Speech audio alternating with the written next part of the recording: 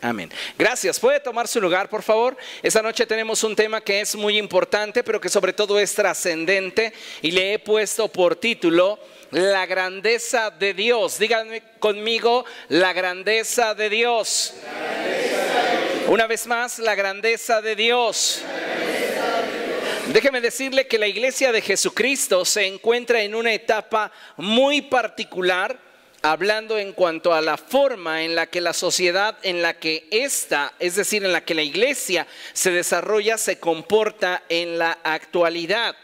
Hemos escuchado en muchas ocasiones que el hombre es el resultado del ambiente en el que se desarrolla.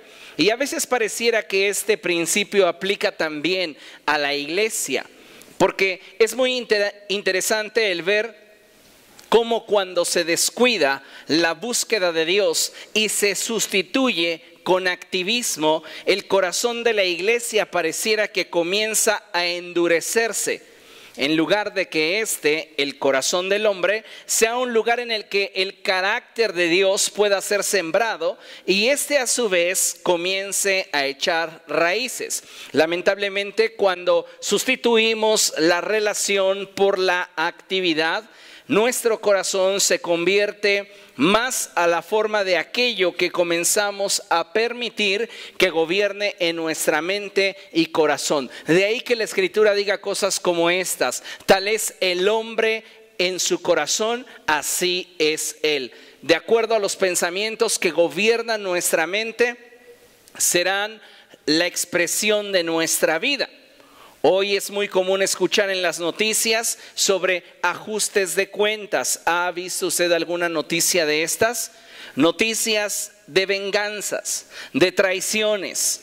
Y aunque creo que en ninguno de nosotros existe un nivel de maldad que nos llevaría a matar o desmembrar a una persona por algún agravio que realice en nuestra contra, yo creo que en muchas ocasiones lo que hemos permitido que crezca en nosotros nos ha limitado en cuanto al desarrollo del carácter de Dios en nosotros. Es decir, tal vez no lleguemos al extremo de maldad en el cual tengamos la intención de matar a alguien, pero estamos permitiendo en el corazón que emociones no sanas comiencen a echar raíces, y esto limitará el desarrollo del carácter de Dios en nosotros, dándole lugar a actitudes que nos corrompen y transforman en todo menos en el reflejo de Dios,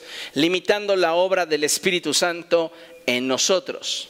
Porque sabe, si algo debe usted de tener presente, es que el anhelo que hay en el corazón de Dios está vinculado a que cada uno de nosotros se conduzca de acuerdo al modelo que hemos aprendido de Cristo, y que busquemos de esta forma parecernos cada día más a Dios en cuanto a la manifestación de su carácter en nuestra vida.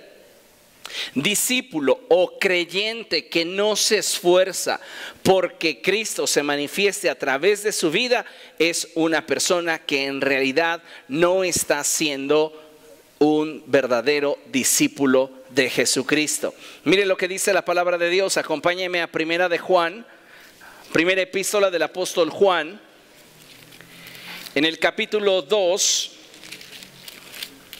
Y vamos a leer lo que dice la Escritura ahí en el verso 6. Primera de Juan, capítulo 2, verso 6.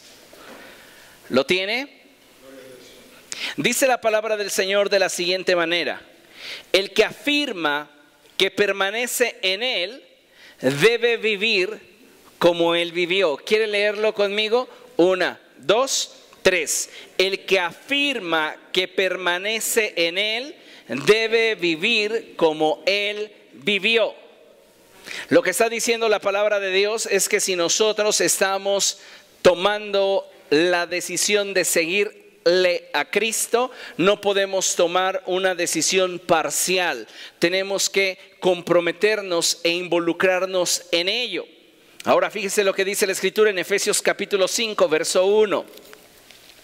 Efesios capítulo 5, verso 1. ¿Lo tiene? Y dice la palabra del Señor así: por tanto, imiten a Dios como hijos muy amados. En esta porción de la Escritura, la palabra del Señor nos insta a imitar a Dios. En el verso anterior, en 1 de Juan, capítulo 2, verso 6, la palabra del Señor nos insta a vivir como Jesús vivió. Y en esta porción de Efesios 5:1 nos insta a imitar a Dios. Es interesante lo que la palabra del Señor nos está proponiendo, porque la palabra de Dios desea que cada uno de nosotros haga un firme compromiso para que a través de su vida Cristo se manifieste.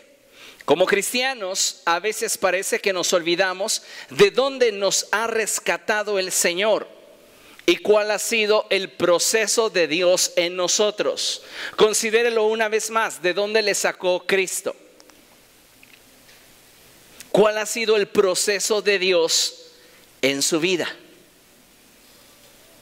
Y a veces pareciera que en nuestro andar cristiano nos olvidamos de dónde Jesús nos rescató. En ocasiones pareciera que nuestro aparente avance nos da ciertos privilegios y libertades, como el poder determinar la condición de las personas que nos rodean, simplemente apoyados en nuestro criterio y sin contar con ningún elemento extra.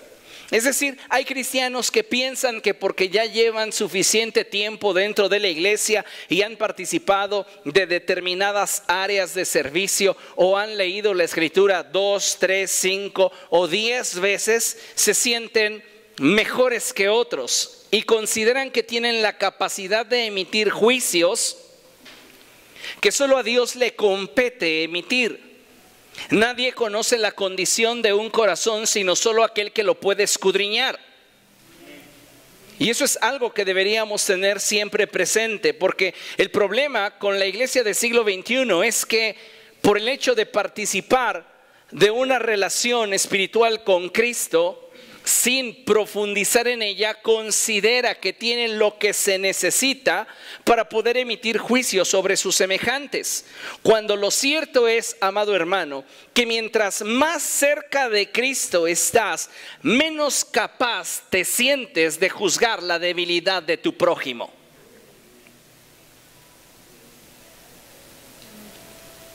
Cuanto más lejos las personas están de Jesús, y cuanto más consideran que han logrado en su propio esfuerzo y capacidad, más orgullosos se vuelven.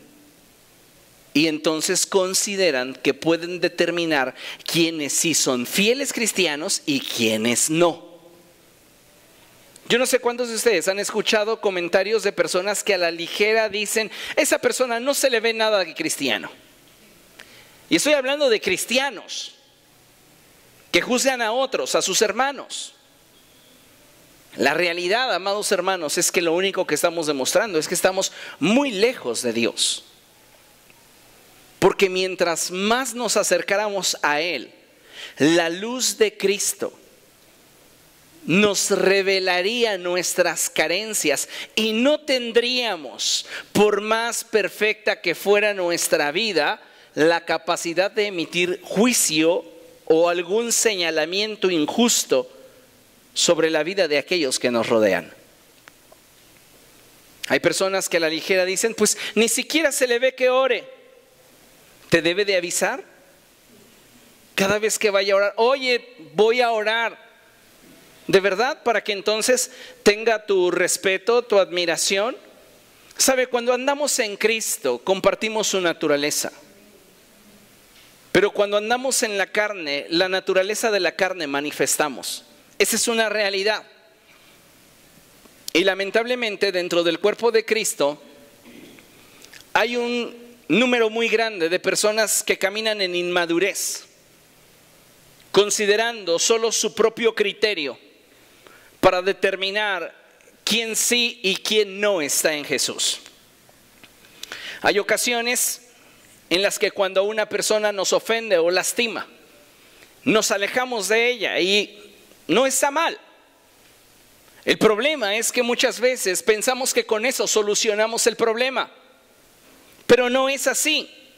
El problema lo continúas arrastrando en tu corazón. Aquí lo que trato de mostrarte es que si hay alguien que ha herido tu corazón, que ha lastimado tu alma, que te ha decepcionado, que te ha quebrantado de alguna manera, tú tienes que buscar que esa área de tu vida sea restaurada por Dios. Y no por el simple hecho de marcar tu distancia, consideres que ya avanzaste en cuanto a tu sanidad espiritual. En realidad podrías irte al otro lado del mundo y continuar lamentándote el resto de tu vida, la experiencia vivida. Lo que necesitas es que Cristo venga a restaurar tu corazón y entonces Él te permita crecer y madurar en el carácter de Cristo. Tal y como menciona la Escritura, nuestra aspiración cristiana debe ser buscar cada día ser más como Jesús. Y para avanzar en el proceso, el Señor Jesucristo nos dejó la clave. En Mateo capítulo 16, verso 24, este es un pasaje muy conocido por todos, en el que yo veo a Dios mostrarnos a través de esta enseñanza qué es lo que Él desea de nuestra vida. Mateo capítulo 16, verso 24, dice la palabra del Señor de la siguiente manera. Luego dijo Jesús a sus discípulos: si alguien quiere ser mi discípulo, tiene que negarse a sí mismo, tomar su cruz y seguirme. Si alguien, cualquiera de ustedes, quiere ser mi discípulo, dice la palabra de Dios, tiene que negarse a sí mismo, tomar su cruz y seguirme. Pero sabe, aun cuando tenemos muy claro el proceso, para muchas personas a veces resulta más fácil ignorarlo. Y tratamos de avanzar para que la manifestación de Dios en nosotros se dé de forma clara y evidente, pero sin atravesar por la puerta del quebrantamiento, sin atravesar por la puerta de la rendición. Y realmente de esa manera jamás usted verá en su vida la grandeza de Dios. La clave para que la grandeza de Dios se manifieste en nosotros está en esta escritura que acabamos de leer. Si alguien quiere ser mi discípulo, tiene que negarse a sí mismo, tomar su cruz y seguirme. La palabra de Dios es explícita. Solo de esta forma una persona puede vivir como Jesús vivió y puede imitar a Dios. No hay otro camino. Pero la realidad es que en muchos casos los creyentes prefieren evadir el compromiso y entonces tratan de edificarse a sí mismos, cuando en realidad no hay posibilidad alguna de que podamos reflejar la grandeza de Dios actuando de esa forma. Cuando Jesús apunta a los elementos que nos permitirán ser sus discípulos, no apunta hacia actividades nuevas que debamos añadir a nuestra vida. Él no está pensando en nuevas actividades. En Mateo capítulo 16, Él dice: si alguien quiere ser mi discípulo, tiene que negarse a sí mismo, tomar su cruz y seguirme. No está hablando de actividades, está hablando de la forma en la que Dios se valdrá para forjar su carácter en nosotros, de tal manera que podamos manifestar su grandeza. No está hablando de nuevas actividades en nosotros, nos está mostrando el proceso que necesitamos atravesar para que Dios manifieste su grandeza a través de nuestra vida. La pregunta que en muchos pudiera surgir es: ¿de qué grandeza estás hablando? ¿Cuál es la grandeza de Dios? ¿O en qué puedo yo referir hacia la grandeza de Dios? ¿Cómo podría yo ser capaz de reflejar dicha grandeza y el carácter de Dios? Pareciera que hoy día muchos cristianos han dejado de aspirar a ser semejantes a Cristo, simplemente porque muy en lo íntimo de su ser, esto resulta para ellos un esfuerzo inútil. Y esa es una triste realidad de la crisis de fe en la que hoy la iglesia del siglo XXI está caminando. La gente quiere tener una vida espiritual ligera, sin mucha pasión, sin mucha profundidad, sin mucho compromiso. aspiran simplemente a estar en paz con Dios, pero no anhelan las profundidades del carácter de Dios. No anhelan la santidad, no anhelan la consagración, no anhelan el tener una real y verdadera intimidad con Dios, de tal manera que en su vida se manifieste el carácter y la naturaleza de Cristo. ¿Por qué? Porque muy en lo íntimo de su ser, esto para ellos representa un esfuerzo inútil. Es como cuando usted trata de alcanzar lo inalcanzable. Imagínese por un momento que usted va a abordar el andén del metro y está a unos escasos 20 metros y se escucha la alarma que va a hacer que las puertas se cierren. Si usted lleva demasiada prisa, usted va a apretar la velocidad, la va a incrementar, va a correr, pero una vez que usted vea que las puertas se han cerrado, pareciera que automáticamente lo desconectaron de la posibilidad que le impulsaba a seguir esforzándose. Como que de repente se detiene, dice, ya lo perdí. Para usted eso en su mente ya es inalcanzable. ¿Y a cuántos les ha sucedido que ese momento de relax lo perdí? De repente se vuelven a abrir las puertas, entran 2, 3, se cierran y avanza. Y usted se queda así como diciendo, ¿qué pasó? O sea, el mundo conspirando contra mí. Algunas veces ha sucedido así en nuestra vida cristiana. Hay cosas que hemos perseguido, cosas que hemos querido alcanzar y de pronto simplemente nos resultan inalcanzables. Y todo lo que hacemos de pronto pareciera que es o representa un esfuerzo inútil. Y por esa causa es que muchas de nuestras motivaciones comienzan a disminuir. Mucha de nuestra expectativa comienza a decrecer. Y nuestro ánimo se pierde con el paso de los días. Y cuando hablamos del carácter de Cristo, eso es algo que deberíamos de tomar muy en cuenta. Porque el ser igual a Dios, el ser semejante a Cristo, es algo en lo que deberíamos invertir nuestra vida. No es un esfuerzo inútil. Eso es lo que el diablo te ha sembrado en la mente. ¿Para qué te comprometes más con Dios si sigues teniendo las mismas debilidades? ¿Para qué buscas más de Dios? Ay, sí, ahora vas a leer tu Biblia después de lo que hiciste. Y el diablo comienza a atacar nuestra mente, a atacar nuestras emociones y después nos dejamos vencer de lo malo. ¿Por qué? Porque creemos que continuar haciendo lo que nos llevaría a una meta ya es algo inútil. Pues sí, es verdad, nadie me va a quitar esta naturaleza pecaminosa. Pues ya para qué me esfuerzo, así soy. Dios no nos salvó para que continuemos revolcándonos en la mediocridad de la vieja naturaleza.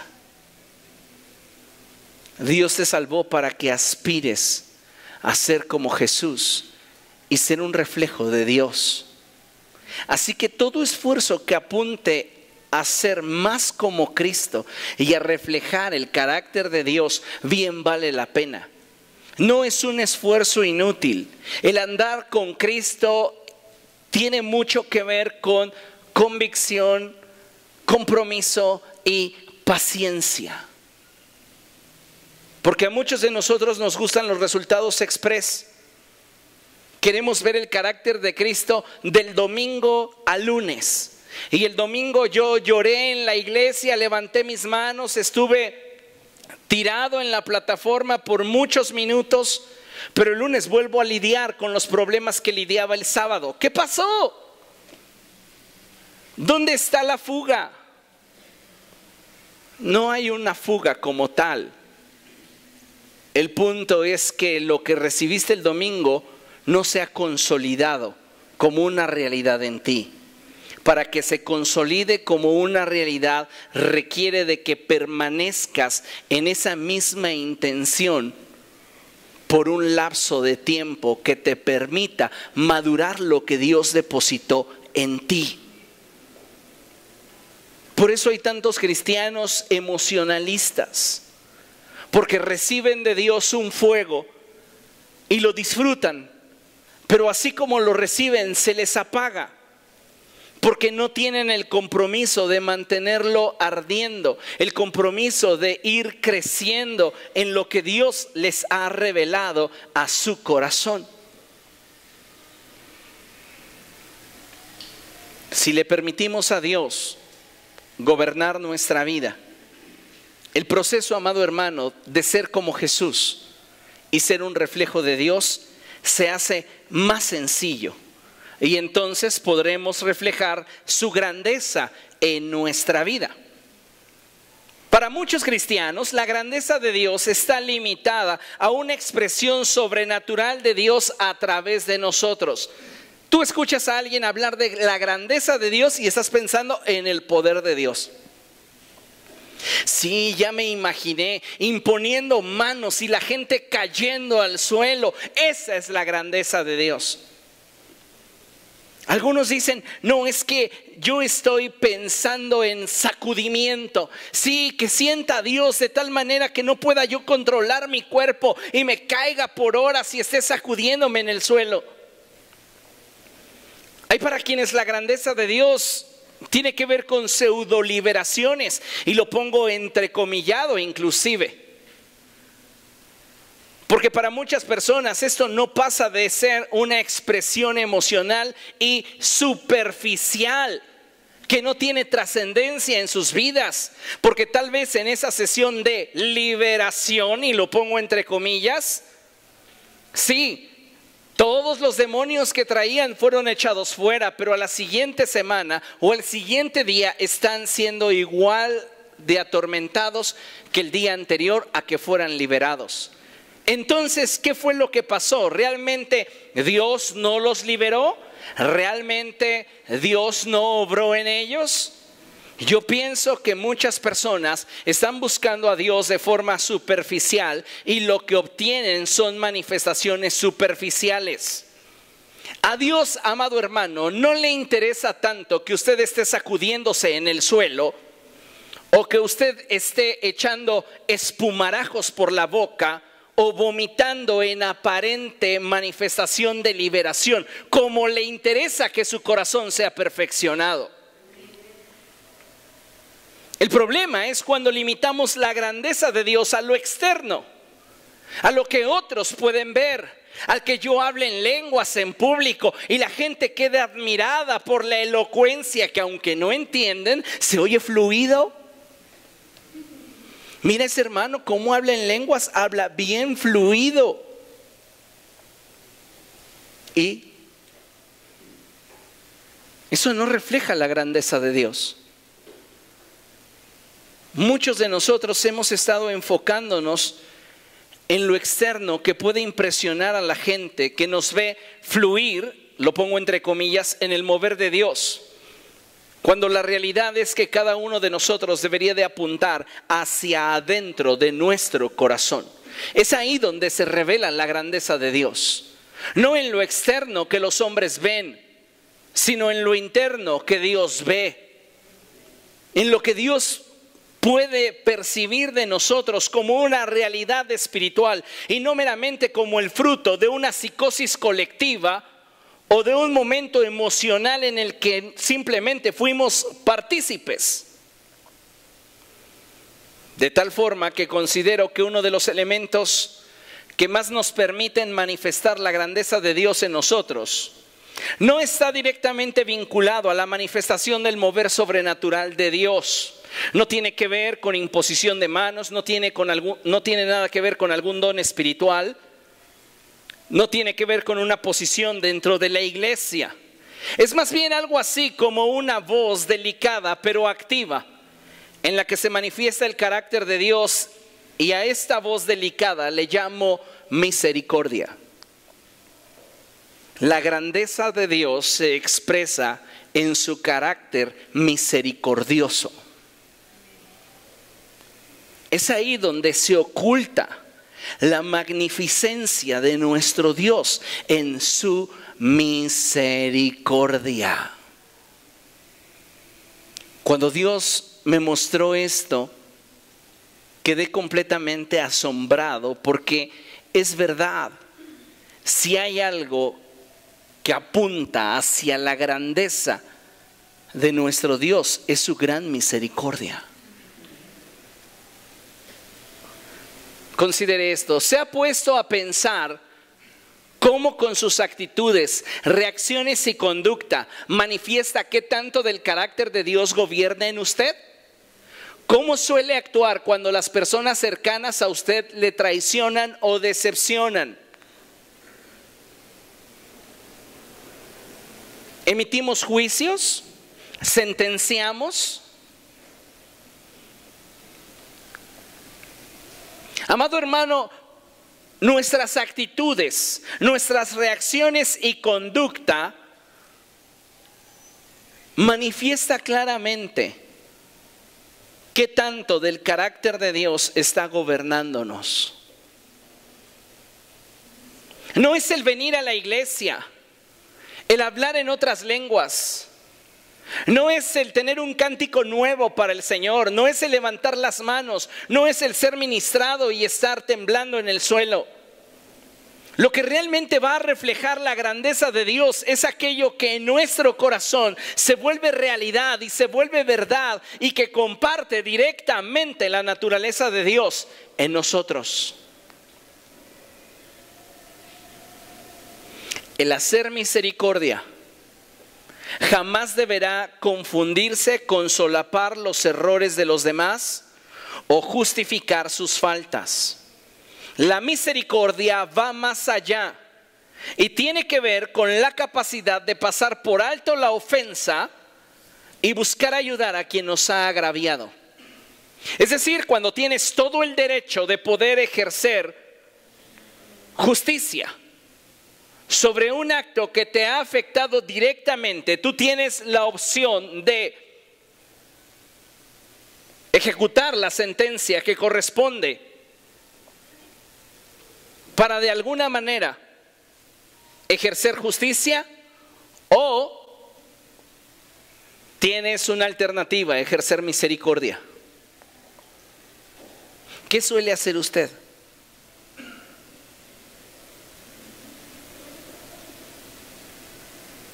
La Escritura enseña que nuestro Dios es grande y misericordioso.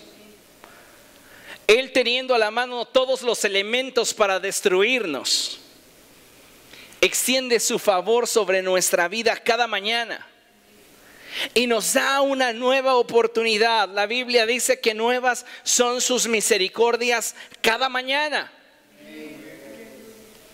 La pregunta, amado hermano, es: ¿nosotros estamos expresando esa actitud en nuestras relaciones interpersonales? ¿Podrían las personas decir que si algo mostramos del carácter de Dios es la misericordia? ¿O no sabemos ser misericordiosos? Porque si la Escritura dice, si alguno dice que está en Él, debe de vivir como Él vivió. Busque la palabra misericordia en una concordancia y enfóquese a todas las veces que la palabra está mencionada en el ministerio de Jesús, dentro de los evangelios.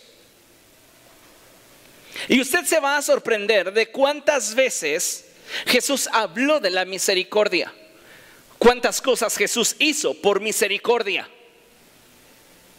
Pero nosotros estamos manifestando la grandeza de Dios a través de esta característica del carácter de Dios. Efesios 5:1 dice: como hijos muy amados, imiten a Dios. Si Él es misericordioso, ¿por qué nosotros juzgamos?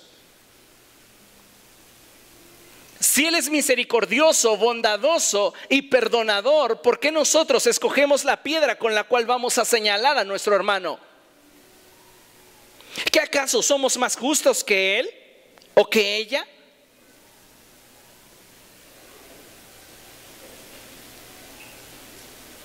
En el Padre Nuestro le pedimos a Dios que nos trate como nosotros tratamos a los demás. ¿Ya se había dado cuenta de eso? Y perdona nuestras ofensas, como también nosotros perdonamos a los que nos ofenden. Dios, trátame como yo trato a los demás.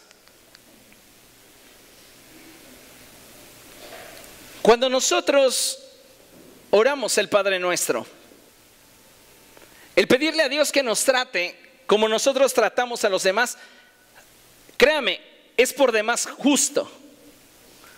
Pero de ser así, ¿piensa usted que recibiría el trato que espera? Porque todos esperamos benevolencia y bondad de parte de Dios. Pero ¿estamos siendo benevolentes y bondadosos con quienes nos rodean? ¿Estamos reflejando la naturaleza y las profundidades del carácter de Dios a través de la misericordia? Hoy dentro del pueblo cristiano es innegable que hay muchas personas que son misericordiosas, y lo pongo entre comillas, pero para con quienes les agradan. Son misericordiosos, pero para con sus familiares. Pero cuando se trata de otras personas fuera de su círculo íntimo, tienen otra medida, tienen otra forma de juzgar la vida. Y le pongo un claro ejemplo: si alguno de sus familiares fuera encontrado en algún pecado grave, buscarían la forma de justificar su acción. Pero si fuera una persona que no es de su agrado, lo primero que harían sería escoger la piedra más grande y lanzársela desde donde estén.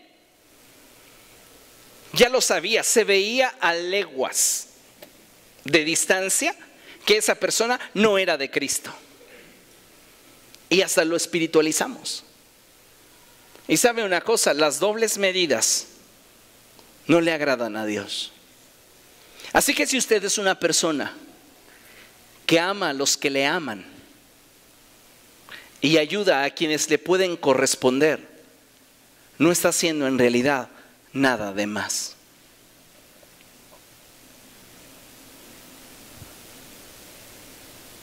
Si algo debería de caracterizar al creyente, es de vivir como Jesús vivió. Y el buscar cada día imitar a Dios en su forma de ser. Pero muchos de nosotros, de acuerdo al avance que hemos tenido y de acuerdo a la percepción personal que tenemos de nuestro crecimiento, es que pareciera que de pronto alguien nos da el derecho de emitir juicios ligeros sobre aquellos que a nuestro parecer no han hecho lo que deberían haber realizado. Pero reitero, si esa persona es de mi agrado, entonces busco cómo justificar su carencia. Sin embargo, si no lo es, entonces puedo arremeter con toda mi justicia, entrecomillado, en lugar de optar por tener misericordia y llevar a esa persona a un nivel de crecimiento más grande. ¿Cómo juzgamos las situaciones que nos rodean?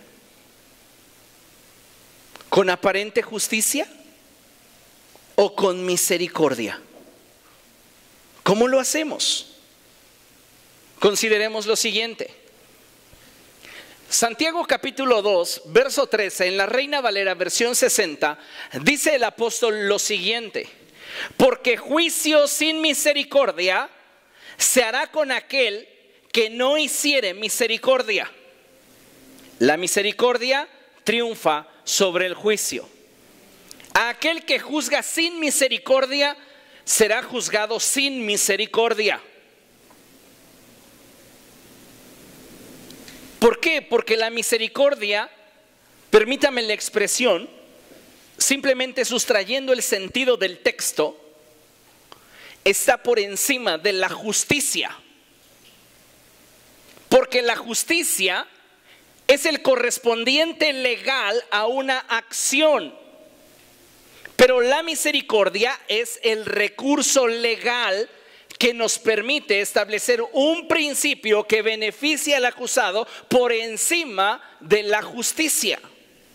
Es decir, no le doy lo que le corresponde porque hay un recurso legal que me permite poder no nulificar la justicia, pero sí llevar a esa persona a un nivel más alto en cuanto a la expresión del carácter y la naturaleza de Dios.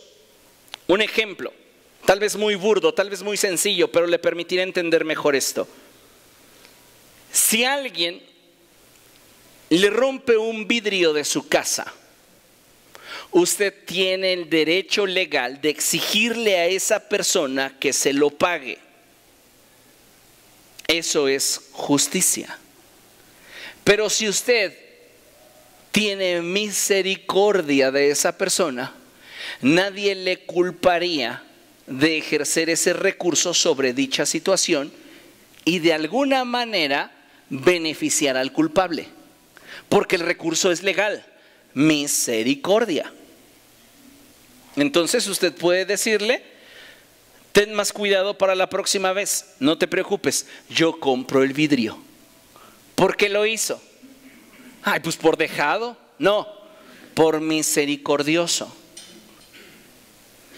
Dios es misericordioso. Recuerde lo que la Escritura dice, que la sangre de Jesús clama con más fuerza que la sangre de Abel. Tiene un volumen más alto. La sangre de Abel clama justicia.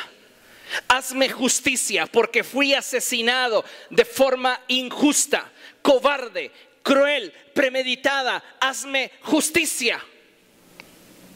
La paga del pecado es muerte.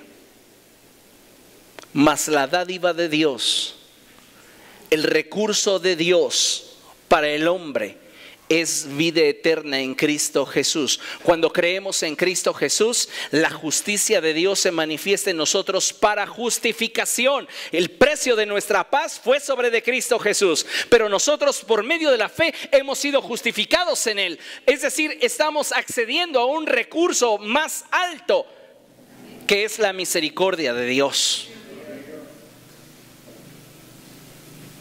Entonces, si hemos sido llamados por Dios para vivir como Jesús vivió y a imitar a Dios, necesitamos entender este principio, porque este principio, amado hermano, es un principio de vida. Gálatas 6:1 nos amplía el panorama.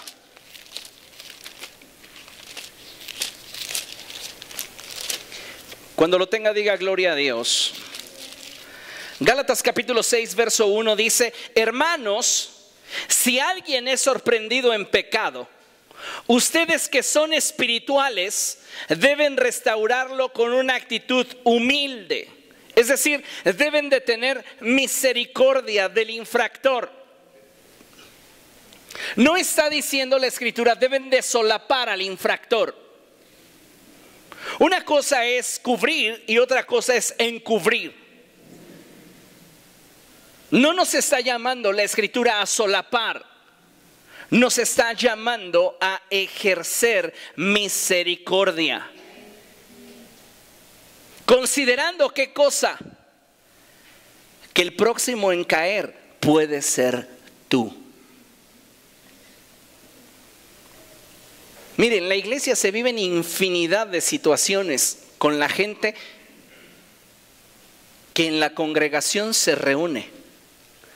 Y como pastor me ha tocado juzgar infinidad de situaciones y casos, desde los más simples hasta los más complejos que usted pudiera imaginar. ¿Cómo es que se mantiene un equilibrio para no dejarte llevar por los impulsos personales y emitir un juicio apoyado en un prejuicio en tu mente? ¿En una revancha? ¿En un deseo de venganza? ¿En una decepción que te ha desmoralizado o te ha lastimado?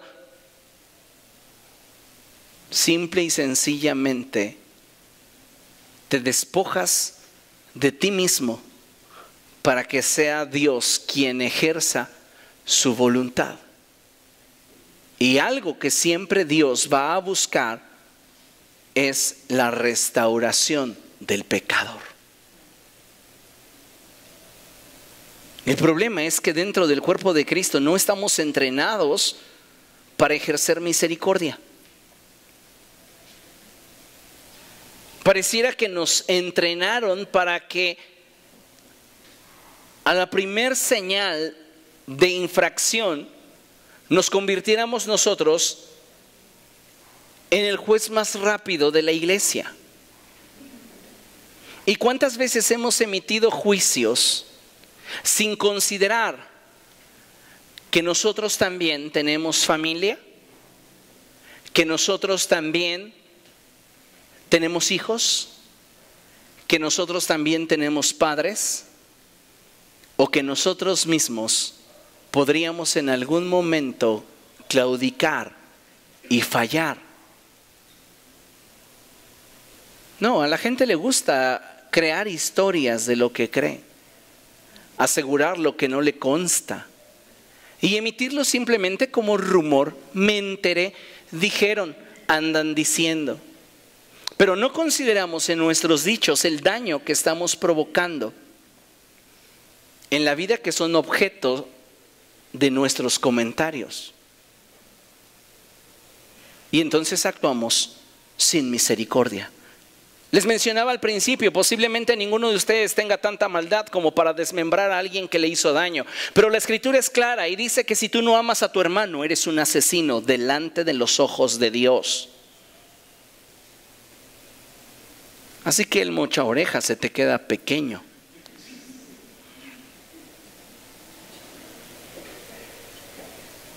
¿Cómo puedo amar a quien me ha hecho daño? ¿Cómo puedo de alguna manera evitar que una raíz de amargura brote en mi corazón?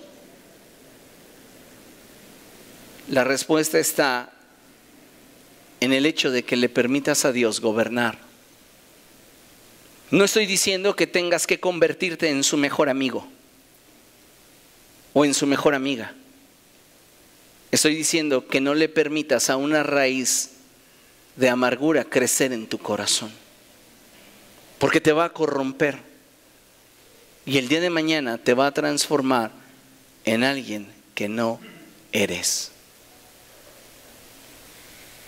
¿Y sabe qué es lo más triste? Que la última persona en darse cuenta que ya cambió es la que permitió que la raíz le contaminara.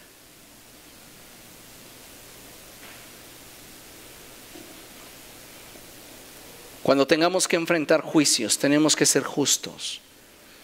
Y si no estamos en autoridad como para poder provocar un cambio,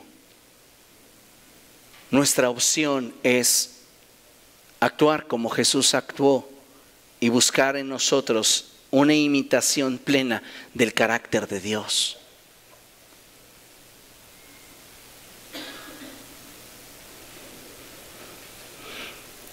Cada persona tiene el poder de manifestar en su vida la grandeza de Dios.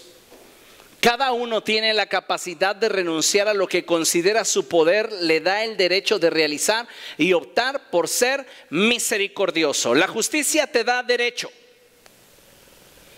La justicia te da poder. Pero la misericordia te da la oportunidad de renunciar a ese derecho que la justicia te da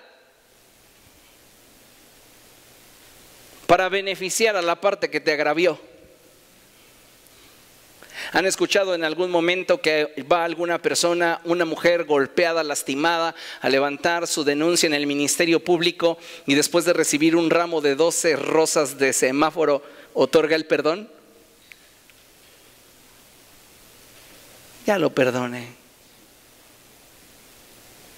Tenía el derecho de iniciar un proceso contra esa persona que le agravió, pero en términos simples ejerció misericordia. Y contra eso dice el Ministerio Público: señora, pues, ¿qué podemos hacer? Usted fue la agraviada. Nos está atando de manos, porque todo está que usted continúe el proceso y nosotros actuamos. Pero si usted ejerce misericordia y le otorga el perdón, ¿ya qué hacemos? No estoy diciendo con esto que todos los creyentes debemos de dejarnos pisotear, lastimar. Entienda bien el sentido de la idea. Y es que tenemos que aprender a reflejar la naturaleza de Dios ejerciendo misericordia sobre aquellos que nos han herido, sobre aquellos que nos han lastimado. Y también buscar con ello una sanidad interior.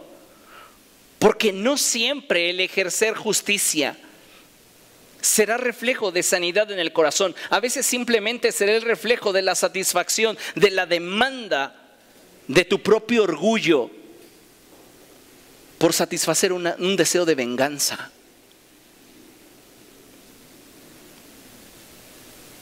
Pero la misericordia siempre habla de una motivación pura, porque refleja el carácter de Dios. Vea lo que dice Esther capítulo 5. En el contexto hay un edicto en el que el rey ha establecido que ninguna persona puede acercarse a él sin ser invitada. En la vida anterior del rey, es decir, años antes de que Esther fuera su esposa, él había estado casado con otra mujer. Su nombre era Vasti. Y Vasti se caracterizaba por ser una mujer que no honraba a su esposo. Finalmente un día el rey Asuero se divorcia de ella y se casa con Esther.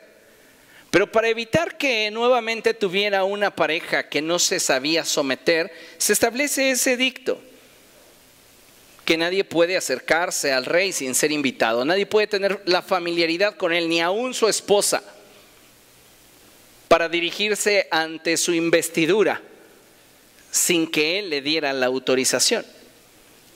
Y ese edicto estaba señalado con pena de muerte para quien lo infringiera. Es en ese contexto donde se da. El pueblo de Israel, o el pueblo judío, mejor dicho, está teniendo problemas. Hay un hombre que está persiguiéndoles, y Esther es la única persona que puede interceder ante el rey por el pueblo. Entonces la palabra de Dios en este contexto nos muestra que Esther se atreve a entrar a la presencia del rey sin haber sido invitada. Vea lo que dice la escritura. Al tercer día, Esther se puso sus vestiduras reales y fue a pararse en el patio interior del palacio, frente a la sala del rey. El rey estaba sentado allí en su trono real frente a la puerta de entrada. Cuando vio a la reina Esther de pie en el patio, se mostró complacido con ella, y lea conmigo, y le extendió el cetro de oro que tenía en la mano. Entonces Esther se acercó y tocó la punta del cetro. Esther está infringiendo un edicto real. Lo justo es que el rey llame a la guardia, se lleven a Esther presa, la procesen y, de acuerdo a la gravedad del asunto, que en realidad ya estaba definido, ella muriera, porque era bajo pena de muerte el hecho de que alguien tratara al rey con familiaridad. El punto aquí es que Esther merece morir. Ese es el dictamen justo. Pero el rey tiene un recurso: la misericordia. Y entonces, pudiendo justamente pedir que le cortaran la cabeza a Esther, prefiere extenderle su cetro en señal de misericordia. La misericordia triunfó sobre el juicio. Y es lo que debemos cada día buscar en nosotros. Ser celosos, sí, pero en cuanto a todo aquello que refiere a nosotros mismos.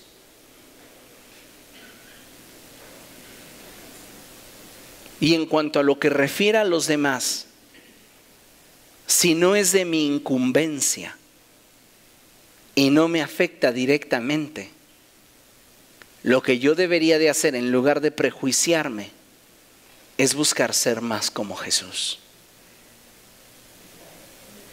es buscar imitar a Dios. No es hacernos de la vista gorda,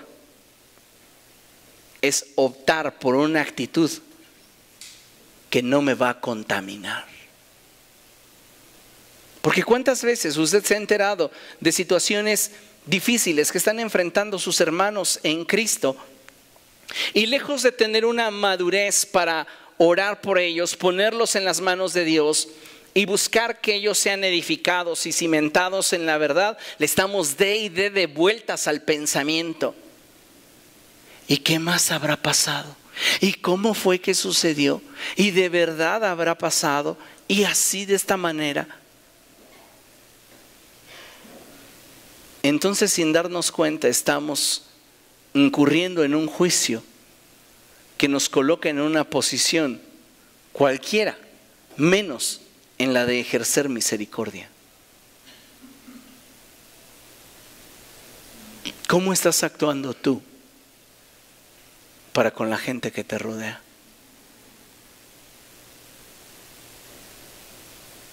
¿Cómo estamos manifestando el carácter de Dios? Mire, el ejercitarnos en la misericordia es una forma en la cual Dios trata con nuestro orgullo, con nuestra autosuficiencia y con todo aquello que nos da un aparente derecho para juzgar a los demás. Créame, no vale la pena perder nuestra comunión con Dios por una decisión de terceros. No deberíamos permitir que una decisión de terceros afecte nuestro corazón a tal grado de corromperlo. Y en lugar de ver la situación como una circunstancia institucional que se dio dentro del cuerpo de Cristo, verlo como algo personal que me afecta a mí de forma directa y de lo cual yo tomaré cartas en el asunto para hacer justicia. Dice la Escritura: ¿y a ti quién te puso por juez de los demás?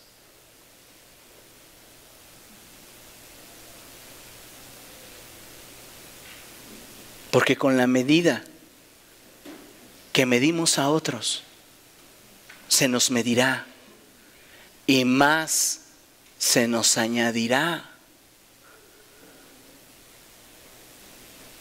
Me encanta la parábola del administrador astuto. Es una joya en el reino.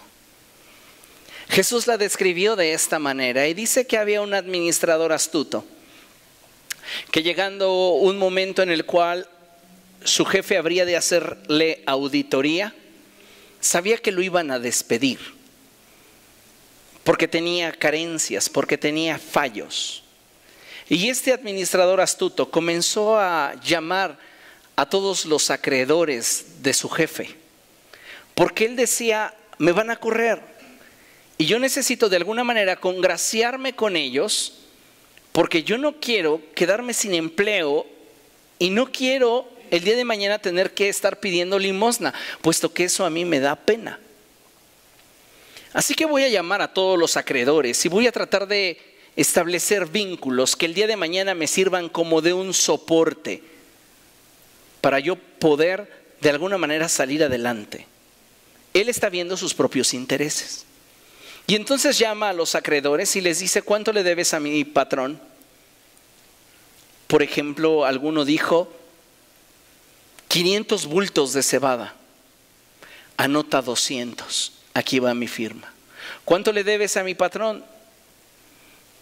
2 trailers o 2 pipas de aceite. Anota media. Aquí va mi firma. Y Jesús dijo: consideren la actitud de este administrador astuto.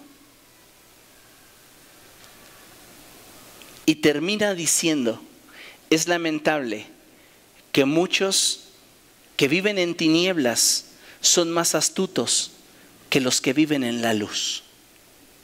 ¿Cómo se aplica esto?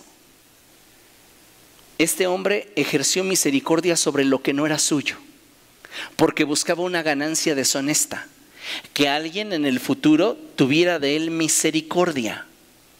Pero Jesús toma esa enseñanza para decirnos a nosotros, la iglesia, deberían aprender de él y saber que sobre los bienes que les corresponde juzgar, que son suyos, también en ellos deberían ustedes de aplicar la misericordia, porque no se trata simplemente de emitir un juicio que ponga las cosas a nivel, sino de manifestar el carácter de Dios que refleje su grandeza. Eso es misericordia. Entonces concluimos con que nada en esta vida puede estar por encima de una voluntad que opta por manifestar el carácter de Dios y su grandeza a través de un pequeño gesto, la misericordia. De verdad, amados hermanos, oro porque ustedes crezcan en esta característica del carácter de Dios. Queremos que Dios haga misericordia con nosotros, pero no somos capaces de hacer misericordia con nuestro prójimo. ¿No le parece esto incongruente? Vea lo que dice Mateo capítulo 18. Y ahí está completamente toda la enseñanza de hoy resumida. Mateo capítulo 18 dice la palabra del Señor de la siguiente manera a partir del verso 23. Por esto el reino de los cielos se parece a un rey que quiso ajustar cuentas con sus siervos.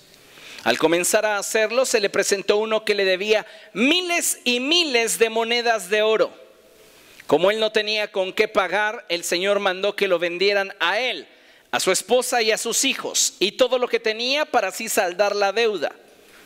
El siervo se postró delante de él y le dijo: tenga paciencia conmigo y se lo pagaré todo. El Señor se compadeció de su siervo, le perdonó la deuda y lo dejó en libertad. Al salir aquel siervo se encontró con uno de sus compañeros que le debía 100 monedas de plata. Lo agarró por el cuello y comenzó a estrangularlo. Págame lo que le debes, le exigió. Su compañero se postró delante de él: ten paciencia conmigo y te lo pagaré. Pero él se negó. Más bien fue y le hizo meter en la cárcel hasta que pagara la deuda. Cuando los demás siervos vieron lo ocurrido, se entristecieron mucho y fueron a contarle a su señor todo lo que había sucedido. Entonces el Señor mandó llamar al siervo y le increpó: siervo malvado, te perdoné toda aquella deuda porque me lo suplicaste. ¿No debías tú también haberte compadecido de tu compañero, así como yo me compadecí de ti? Y enojado su señor lo entregó a los carceleros para que lo torturaran hasta que pagara todo lo que debía. Verso 35, ¿le parece que lo leamos juntos? 1, 2, 3. Así también mi Padre Celestial los tratará a ustedes. ¡Ey!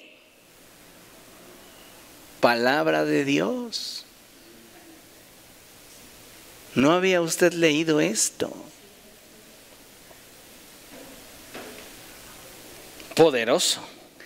Así también mi Padre Celestial los tratará a ustedes, a menos que cada uno perdone de corazón a su hermano, a menos que cada uno de ustedes manifieste el carácter y la naturaleza de Dios a través de su vida, ejerciendo la misericordia. Sea más misericordioso. No tiene por qué ser tan rajatabla con la gente que no le agrada. Eso no habla bien de usted. Porque si fuera alguien que le agradara, mire, usted no diría nada. Eso es tener una doble medida. Y repito, eso a Dios no le agrada. Póngase de pie, vamos a dar gracias.